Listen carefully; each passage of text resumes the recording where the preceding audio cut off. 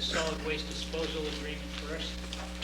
Actually, I'm expecting to send out as well. You're expecting him to? Yes, I do. All right. Maybe we'll just wait then. I'll get to it.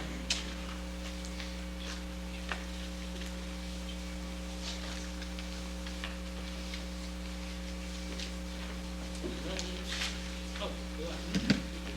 Can we proceed then with the secondary school building committee?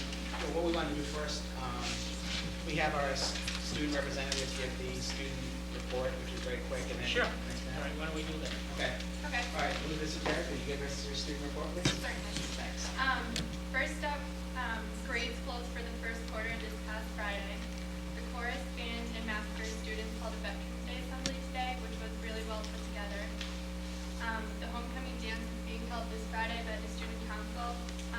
In addition to holding a forum tonight for parents to discuss underage drinking, Mr. Bernard is requiring all students to have a signed permission slip for the dance. The girls' soccer team has a state tournament game tomorrow versus Newburyport at 2 o'clock. The girls' cheering team is doing very well, placing high in their last 2 competitions. The volleyball team won the North Sectional title last Saturday and will advance to the state semifinals this Thursday against Frontier. The Massacres Club will perform the play The Fantastics next Friday and Saturday, and they have announced Singing in the Rain as their spring musical. The Interact Club is continuing to rake leaves for elderly citizens in the community, and all winter sports are holding meetings this week to prepare for the winter season. And for my student work, something that I thought was really interesting that I'd like to share is in my sociology class, we're studying social change and the factors that affect it. So we went to the library and looked at all previous Northern yearbooks from 1958 to 1979, and each student in the class got to choose a yearbook to look at. I chose 1958, which is the first year that North Reading had high school, and we observed things like clothing, hairstyles, awards given, popular names, just like to get a vibe for the school at that time. And I thought it was really interesting just to compare students of that time to students of today, sort of like the formal dress, and it's a really fun project. Yeah. Mr. Brooks, you want to comment on that at all? He has the same hairstyle, same clothing. The only thing is I would like to thank the deliberators for giving a punchline statement. Liz, how old is elderly to get the lead rate? How old is it? Oh, I have no idea. Thanks. Any questions? Thanks for the report, appreciate it. Next, we want to move on to David, want to move to the joint appointment of the, Sure. to the board, the secondary school building committee. What do you want to move to the, Let's do the joint appointment. okay, Right. right.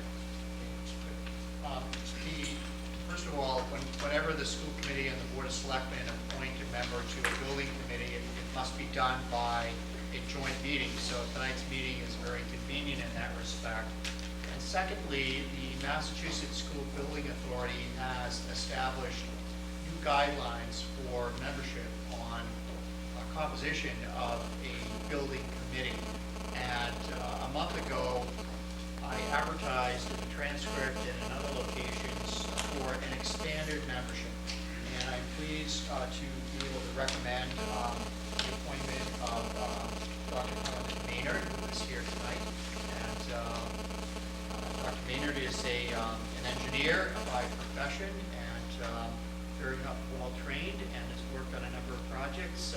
While not directly in terms of building facilities, certainly her expertise in engineering will lend themselves very well to our building committee. So you have Dr. Maynard's background, and it would be my recommendation that she be added to the building committee.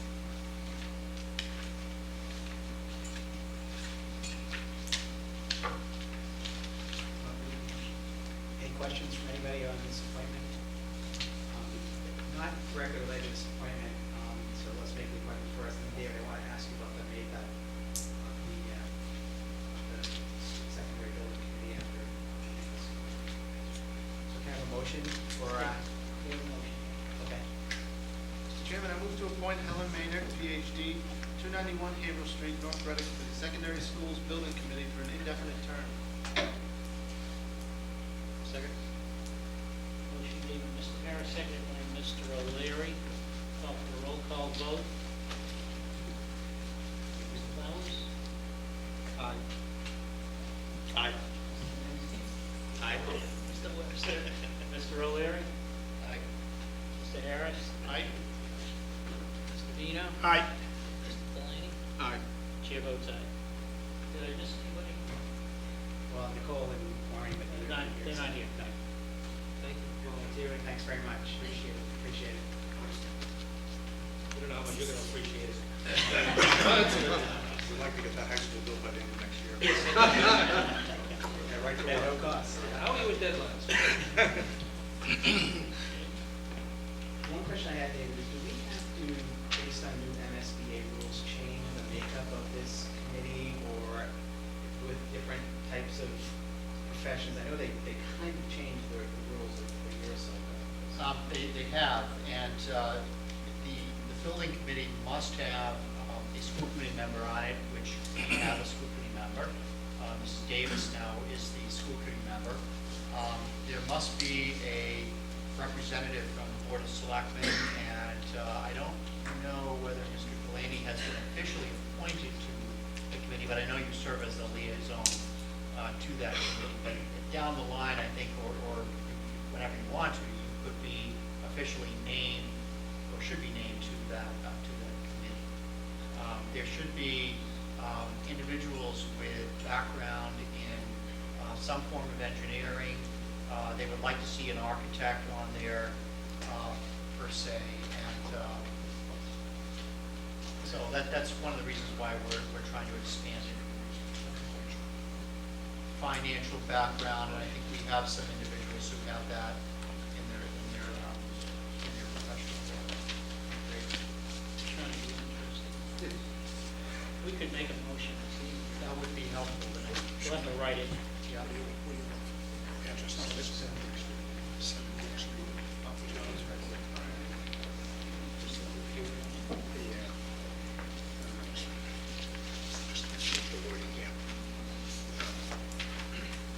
Mr. Chairman, whatever we do this evening in relation to Mr. Delaney's appointment, I think it should be clear in our motion that he serves as a member of this committee so long as he's a member of the Board of Selectmen. Just give me a moment. We had some Do you guys plans for me, I guess?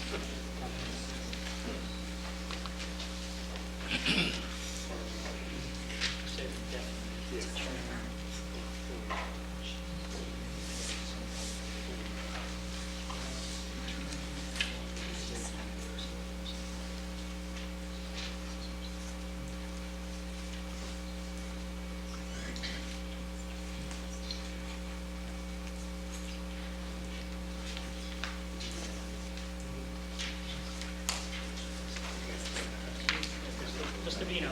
Yes, Mr. Chairman, I move to appoint Sean Delaney, 7 Dick Street, North Reading, to the Secondary School Building Committee for a term as long as he serves on the Board of Selectmen. Motion made by Mr. Vino, do I hear a second? Second. Second by Mr. Harris. Roll call vote. Mr. Bowers? Aye. Mr. Venezia? Aye. Mr. Webster? Aye. Mr. O'Leary? Aye. Mr. Harris? Aye. Mr. Vino? Aye. Mr. Delaney? Abstain. Chair votes aye. You're not escaping. Next, Bob, I think we want to move on to the statement of interest. Yes. Under the new regulations for the Mass School Building Authority, all communities are invited to submit new statements of interest if they have not submitted them previously, or to update, revise, or refresh current statements of interest that are already on file. And as we all know, North Reading submitted statements of interest for the bachelor school, the middle school, and the high school in the first round back in 2006, although the window closed on July 1st, 2007. And at that time, if communities had submitted more than one statement of interest, the superintendent of schools needed to write a letter identifying one statement of interest. And after considerable discussion, I chose the Batchelder School, which was a great decision because the Batchelder School has now received $7 million, and we hope to get another $2 for reimbursement on an $18.5 million project.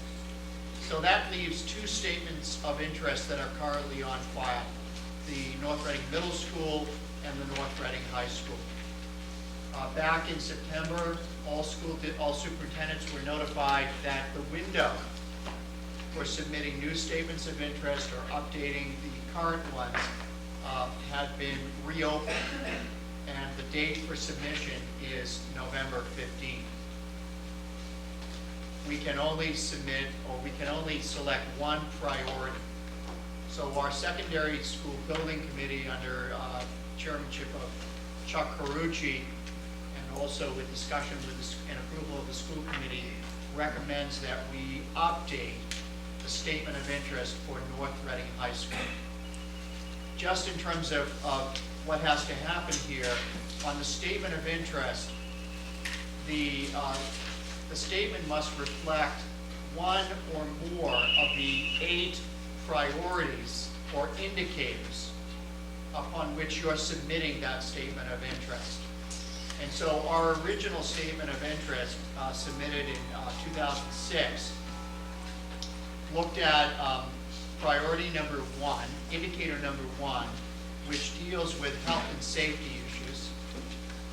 Indicator number 2, which is elimination of existing severe overcrowding. Indicator number 3, which is prevention of loss of accreditation. Indicator 4, which is prevention of severe overcrowding expected to result from increased enrollment. Indicator 5, replacement, renovation, or modernization of the heating system in order to increase energy conservation. And indicator number 7, replacement of or addition to an obsolete building in order to provide a full range of programs consistent with the state and approved local requirements. So those are the indicators that we originally built our statement of interest on. And our decision is to continue. We're not adding any new indicators. We're not taking any of them off the table. We have studied the hundreds of statement of interests that have been submitted by other communities. And we feel very strongly that it is critical to maintain at least our place and our attention with the Mass School Building Authority. Not to do that will set North Reading back and out of competition with other communities. And frankly, many of those other communities have needs that are far less serious than the needs that are presented here, either at our middle school or our high school.